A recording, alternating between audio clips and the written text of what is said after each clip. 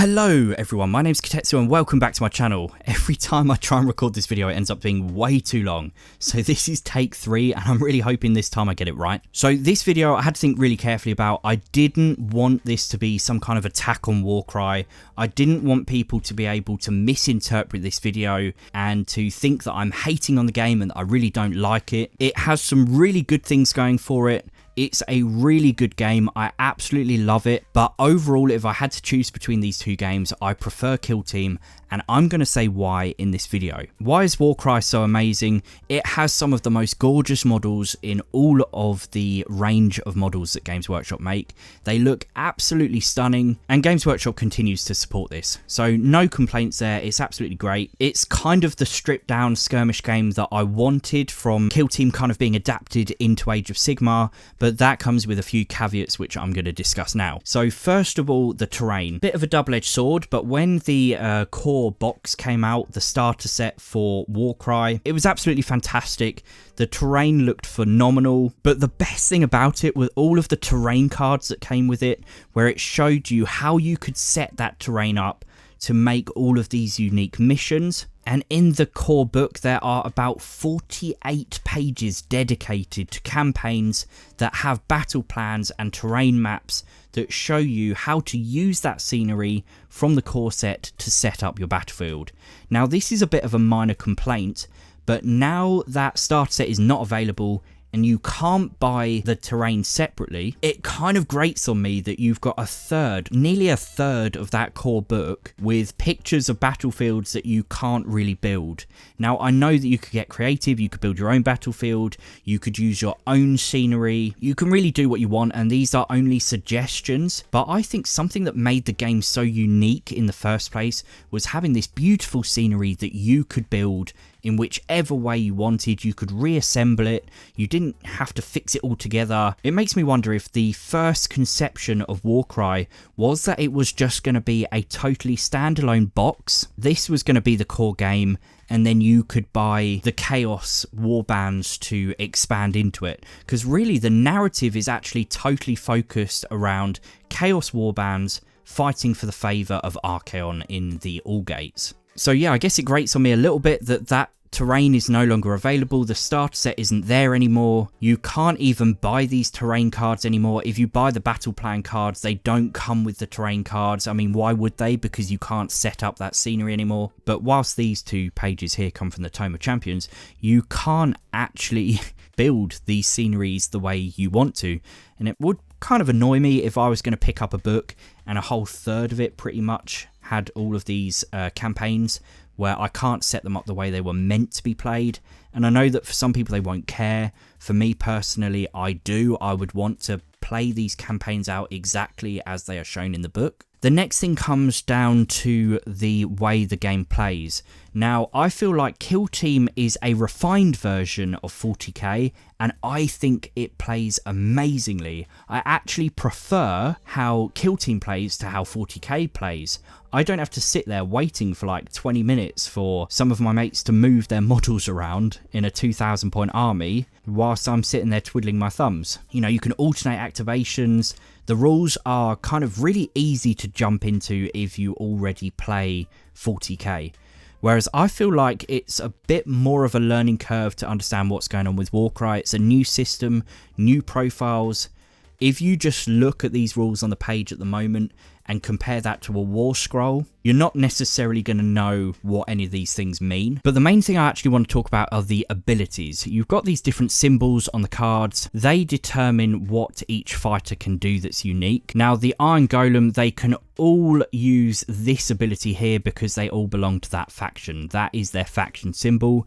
Their unique abilities are assigned to them by having additional symbols over here. So this guy has a Berserker symbol. He can use this ability at the top in addition to the Whirlwind of Death. They fit the models. You know, if he's got a kind of ball and chain thing going on, Whirlwind of Death makes sense, where he can attack multiple people at once by swinging his chains around. The system of how you generate the power-ups is really cool. I guess my issue is that all of the models are essentially pre-built. Everything is predetermined. You know, this guy has got his 2 abilities assigned to him.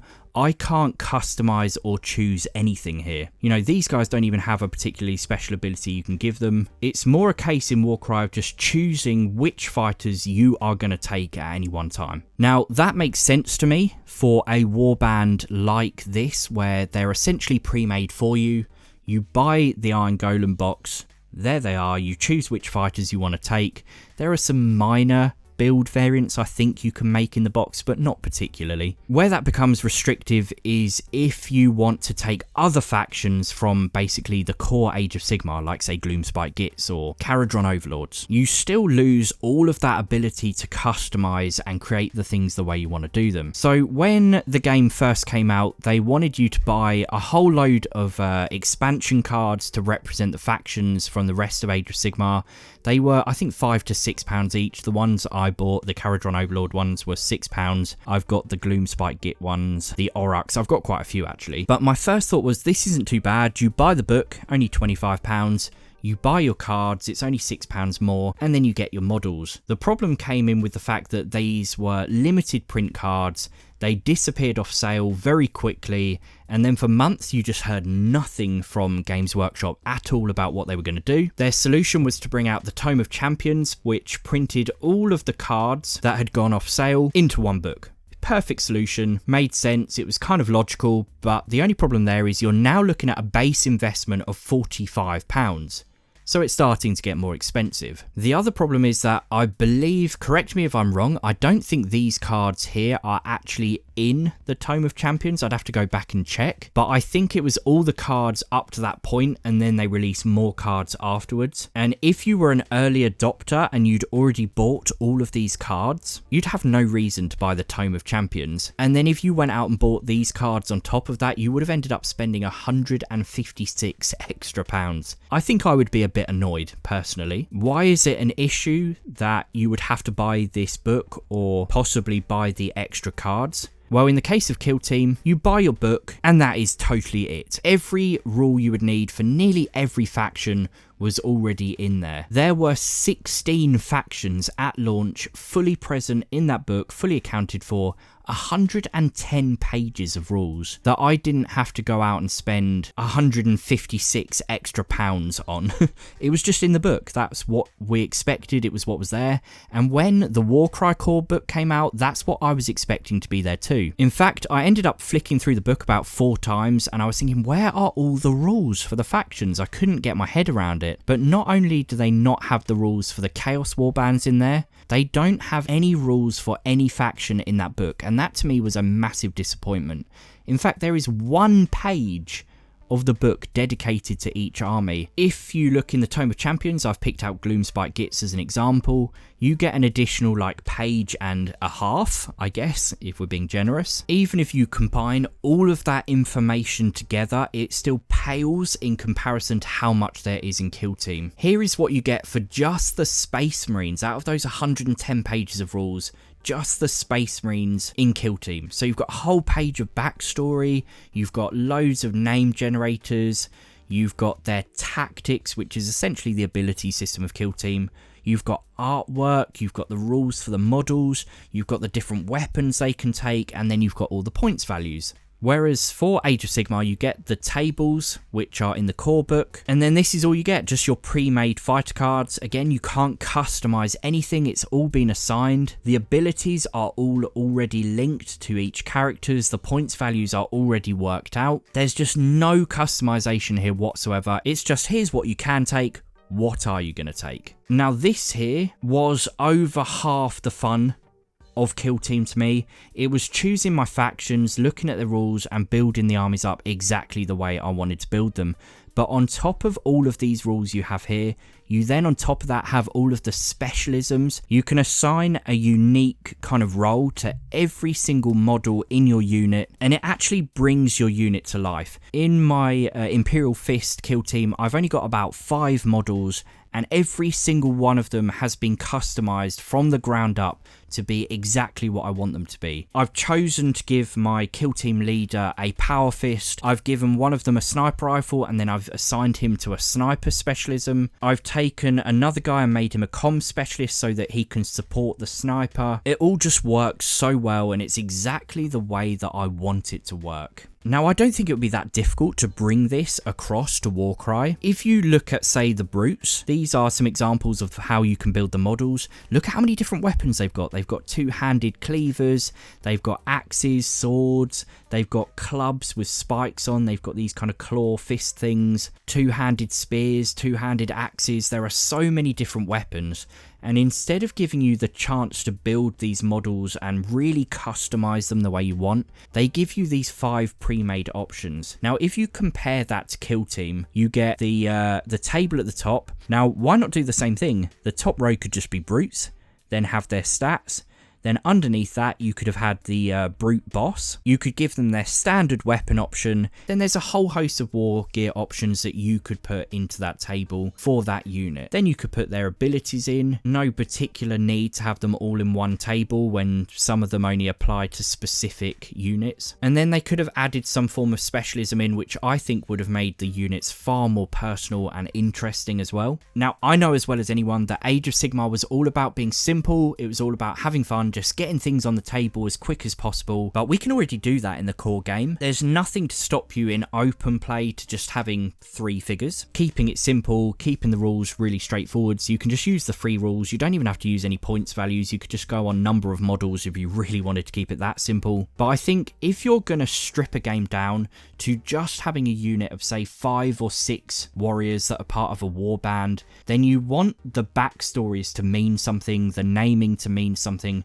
You want it to feel a lot more personal, like they are real figures. My kill team, I've customized them, I've kit bashed them, I've built them literally from the ground up to be the exact characters I want them to be. And their names and their backstories, they all mean something to me because they're my warband. Whereas I feel like here with the brutes, it's just a case of just picking something that's already made. They don't feel like these are my warriors. They feel like they're someone else's, and these are just on the table from you to pick out. And again, even looking at the basic grots, you could have just had grot, and then you had an option of taking spears, shields, taking a net, taking a bow, having their basic weapons. It didn't need to be split apart like this. Even if it just gave you the illusion of being able to pick them yourself, it would just feel like you had so much more free will and customization and personalization to do. So the last 2 things I'm going to talk about is the balance and the translation of the full game down into a smaller game. If you look at a SQUIG hopper in the core game of Age of Sigmar, in fact, let's start with the War Scrolls. A SQUIG hopper is pretty weak. Now, don't get me wrong, I love Gloomspite Gits. SQUIG hoppers are possibly my favourite model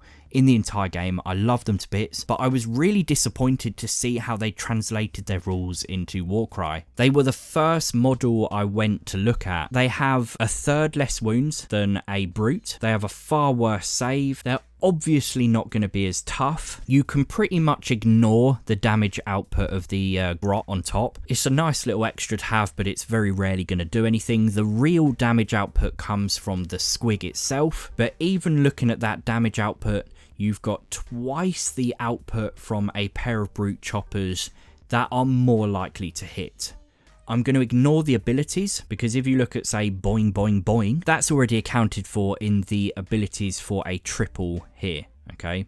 So my issue is that a SQUIG hopper is actually more points than a brute. In the base game, I think a brute is roughly 28 points if you do 140 divided by 5. And these are 18 points each. I can't remember, I think they were 90 points for a unit. So really a brute is 10 points more than a SQUIG hopper and far more powerful, yet here they are less points. I was looking at how they've translated this across. They've got the wounds pretty much spot on.